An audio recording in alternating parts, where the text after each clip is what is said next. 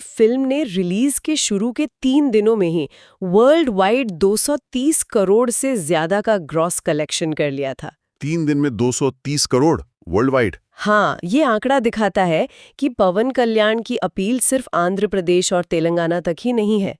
जहां भी तेलुगु भाषी लोग हैं, चाहे वो अमेरिका हो, ऑस्ट्रेलिया हो या गल्फ कंट्रीज हो, वहां उनकी फिल्मों का बेसब्री से इंतजार होता है। और 3 दिन में 230 करोड़ का वर्ल्ड वाइड ग्रॉस कलेक्शन एक बहुत बड़ी उपलब्धि है। वाकई, लेकिन जाहिर है फिल्म की सक्सेस हमेशा टीम वर्क होती है। सोर्स बताता है कि फिल्म में प्रियंका मोहन लीड एक्ट्रेस है। अच्छा। उनके अलावा अर्जुन दास, जिन्होंने विलन का रोल किया है, उनके काम की भी काफी बातें हो रही हैं। कहा जा रहा है कि उन्होंने अपने किरदार से काफी इम्पैक्ट छोड़ा है। और टेक्निकल टीम जैसे म्यूजिक, कैमरा वर्क, आजकल एक्शन फिल्मों में इनका रोल बहुत बढ़ गया है। सही कहा। फिल्म का म्यूजिक दिया है थमन ने। वो आजकल कई बड़ी तेलुगु फिल्मों से जुड़े हैं और अपने एनर्जेटिक बैकग्राउंड स्कोर के लिए जाने जाते हैं, जो ऐसी। नमस्कार। आज हम तेलुगु सिनेमा की एक फिल्म पे बात करने वाले हैं जिसने आजकल काफी हलचल मचा रखी है। दे कॉल हिम ओजी। हाँ, पवन कल्याण की फिल्म है ना ये। काफी चर्चा सुनी मैंने भी इसके बारे में। हाँ, बिल्कुल। और सुपरस्टार पवन कल्याण इसमें लीड रोल में है। और मतलब फिल्म अपने बॉक्स ऑफिस कलेक्शन को लेकर जबरदस्त चर्चा में है। उसका पूरा क्या कहते हैं हिसाब किताब दिया गया है। ठीक है, तो मतलब डिटेल्ड जानकारी है हमारे पास। बिल्कुल। तो आज हम इसी जानकारी को थोड़ा खंगालेंगे, समझने की कोशिश करेंगे कि भाई क्रिटिक्स से तो मिली-जुली सी प्रतिक्रिया मिली इसे, है ना? हाँ, सुना तो यही है। फिर भी इस एक्शन एंटरटेनर ने बॉक्स ऑफिस पर इतनी मतलब तूफानी शुरुआत कैसे कर दी? क्या वजह रही इसके पीछे? तो चलिए इसी पर बात करते हैं। तो सबसे पहले वो आंकड़े देख लेते हैं जिन्होंने सबका ध्यान खींचा है। सिर्फ 4 दिनों में भारत में फिल्म ने 125 करोड़ 54 लाख रुपए का नेट कलेक्शन कर लिया है। 125 करोड़ 14 लाख 4 दिन में? ये तो वाकई बहुत बड़ा नंबर है ना?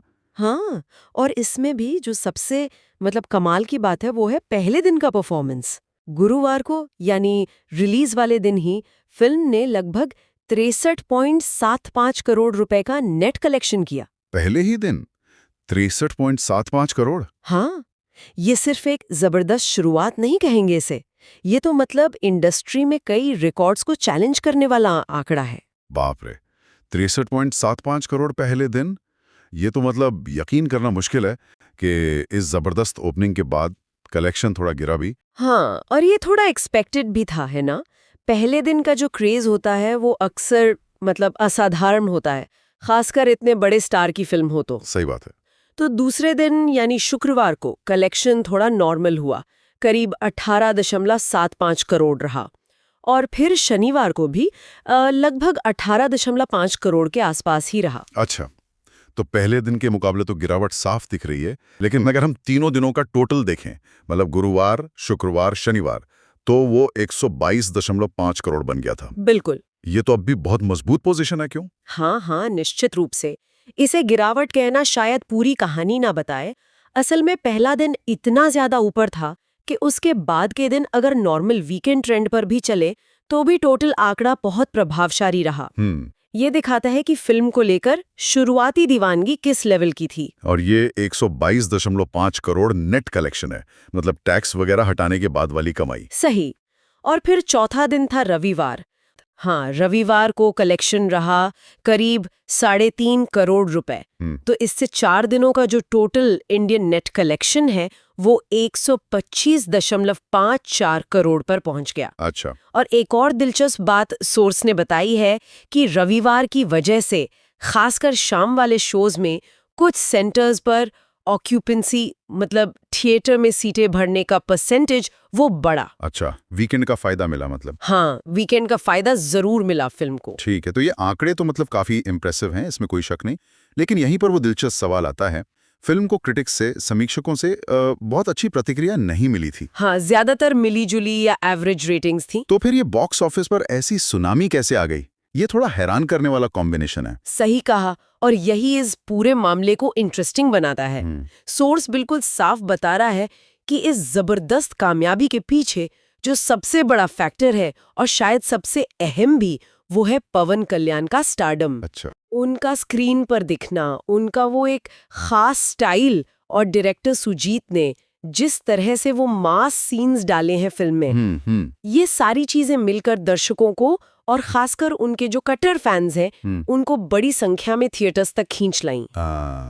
तो आप कह रही हैं कि मतलब कहानी कैसी है, डायरेक्शन कैसा है, क्रिटिक्स क्या कह रहे हैं, उससे ज्यादा यहाँ स्टार की अपील और वो मास वाला फंडा काम कर गया। ये मास सीन्स क्या होते हैं, थोड़ा और समझाएंगी? बिल्कुल, मास सीन्स या मास मोमेंट्स ये वो सीन होते हैं जो खासतौर पर बड़े पर्दे पर फैंस की तालियों और सीटियों को ध्यान में रखकर बनाए जाते हैं। अच्छा। जैसे हीरो की एकदम स्लो मोशन में स्टाइलिश एंट्री होगी, कोई ऐसा पावरफुल डायलॉग होगा जिस पर खूब तालियां बजें, या फिर हैरत अंगेज एक्शन सीक्वेंस होंगे, या कोई इमोशनल सीन जो सीधे फैंस के दिल को छू जाए। समझ गया। तो ऐसा लग रहा है कि सुजीत ने पवन कल्याण की इसी इमेज को भुनाने में मतलब कामयाबी हासिल की है। फिल्म शायद वही दे रही थी जो फैंस अपने पावर स्टार से देखना चाहते थे, एक फुल ऑन विजुअल ट्रीटमेंट। ये दिलचस्प है कि स्टार पावर इस हद तक आलोचनाओं को कम से कम शुरुआती दिनों में तो बिल्कुल साइडलाइन कर सकती है। हाँ, और ये भारतीय सिनेमा की और खासकर तेलुगु फिल्म इंडस्ट्री की एक सच्चाई भी है। यहाँ स्टार्स के लिए फैंस का जो डिवोशन है, जो जुनून है, वो कई बार हमारी कल्पना से भी परे होता है। पवन कल्याण की फैन फॉलोइंग बहुत जबरदस्त है, और जब उनकी फिल्म आती है तो फैंस के लिए वो एक त्योहार जैसा माहौल होता है। शुरुआती दिनों में उनका फोकस बस फिल्म देखना और उसे सेलिब्रेट करना होता है। क्रिटिक्स क्या कह रहे हैं वो शायद बाद की बात है। सही। तो ओजी का ये मामला इस बात का एक और सबूत है। और ये सिर्फ इंडिया की कहानी नहीं है ना, सुना है दुनिया भर में भी फिल्म ने अच्छा किया है। बिल्कुल, फिल्म ने रिलीज के शुरू के 3 दिनों में ही वर्ल्ड वाइड 230 करोड़ से ज्यादा का ग्रॉस कलेक्शन कर लिया था। 3 दिन में 230 करोड़ वर्ल्ड वाइड? हाँ, ये आंकड़ा दिखाता है कि पवन कल्याण की अपील सिर्फ आंध्र प्रदेश और तेलंगाना तक ही नहीं है। जहां भी तेलुगु भाषी लोग हैं, चाहे वो अमेरिका हो, ऑस्ट्रेलिया हो या गल्फ कंट्रीज हो, वहां उनकी फिल्मों का बेसब्री से इंतजार होता है। और 3 दिन में 230 करोड़ का वर्ल्ड वाइड ग्रॉस कलेक्शन एक बहुत बड़ी उपलब्धि है। वाकई। लेकिन जाहिर है फिल्म की कामयाबी सिर्फ एक स्टार पर नहीं टिकी होती, टीम के बाकी लोगों का भी हाथ रहा होगा। उनके बारे में क्या लिखा है आर्टिकल में? हाँ बिल्कुल, सक्सेस हमेशा टीम वर्क होती है। सोर्स बताता है कि फिल्म में प्रियंका मोहन लीड एक्ट्रेस है। अच्छा। उनके अलावा अर्जुन दास, जिन्होंने विलन का रोल किया है, उनके काम की भी काफी बातें हो रही हैं। कहा जा रहा है कि उन्होंने अपने किरदार से काफी इम्पैक्ट छोड़ा है। और टेक्निकल टीम जैसे म्यूजिक, कैमरा वर्क, आजकल एक्शन फिल्मों में इनका रोल बहुत बढ़ गया है। सही कहा। फिल्म का म्यूजिक दिया है थमन ने। वो आजकल कई बड़ी तेलुगु फिल्मों से जुड़े हैं और अपने एनर्जेटिक बैकग्राउंड स्कोर के लिए जाने जाते हैं, जो ऐसी मास फिल्मों का एक जरूरी हिस्सा होता है। हाँ बिल्कुल।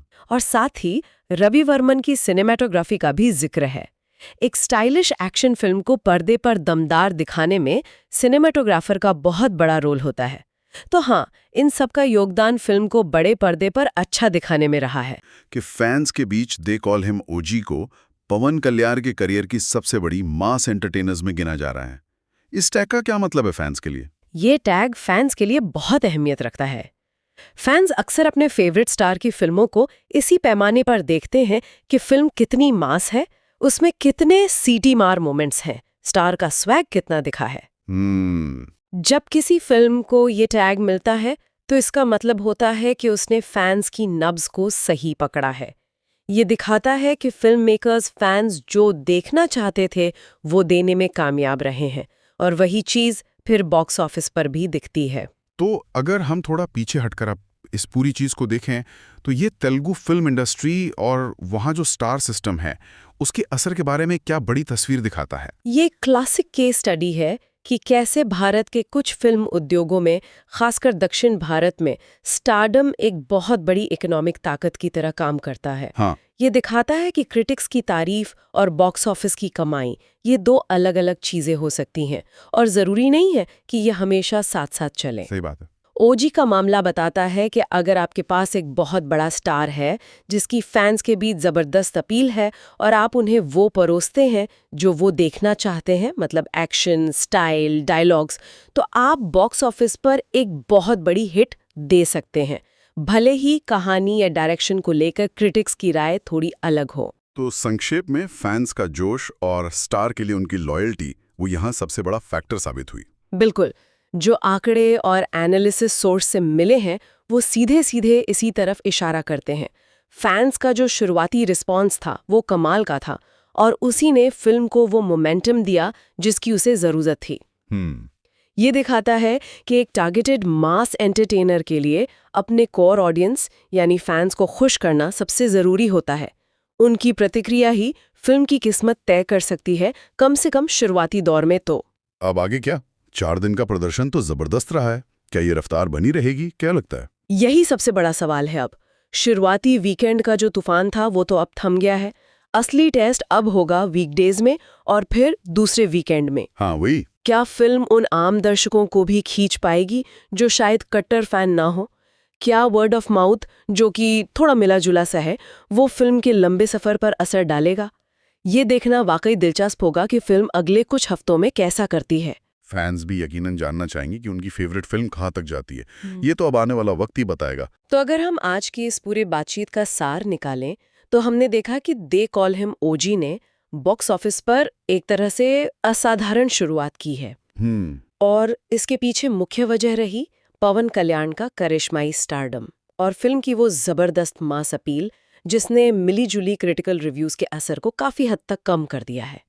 आंकड़ों को देखें तो भारत में 4 दिनों में 125 करोड़ रुपए से ज्यादा का नेट कलेक्शन और दुनिया भर में सिर्फ 3 दिनों में 230 करोड़ रुपए से ज्यादा की कमाई, ये इस बात का सबूत है कि फिल्म अपने टारगेट ऑडियंस यानी फैंस से कनेक्ट करने में पूरी तरह कामयाब रही है। बिल्कुल। और हाँ, बेशक प्रियंका मोहन, अर्जुन दास, म्यूजिक डायरेक्टर थमन और सिनेमाटोग्राफर रवि वर्मन जैसी टीम के बाकी सदस्यों का योगदान भी इस सक्सेस में जरूरी रहा है। सही कहा। ये आंकड़े और उनके पीछे की कहानी, ये हमें इंडियन सिनेमा के एक बहुत ही दिलचस्प पहलू से मिलवाती है। जाते जाते एक सवाल मेरे मन में आ रहा है जिस पर शायद हमारे सुनने वाले भी सोचें। हाँ, पूछिए। कि आखिर किसी फिल्म की कामयाबी का असली पैमाना क्या होना चाहिए? क्या ये सिर्फ बॉक्स ऑफिस पर जमा होने वाले पैसे हैं, या जो क्रिटिक्स तारीफ करते हैं वो ज्यादा मायने रखता है, या फिर लंबे समय तक दर्शकों पर जो उसका एक कल्चरल असर पड़ता है, क्या वो असली सफलता है? ये बहुत गहरा सवाल है। और आज के जमाने में जब हम इतनी बातें सुनते हैं कि कंटेंट ही किंग है, तब एक अकेले स्टार का करिश्मा किसी फिल्म को हिट कराने में कितना दम रखता है? ओजी का उदाहरण इस बहस को और भी जरूरी बना देता है ना? बिल्कुल, सोचने वाली बात है ये।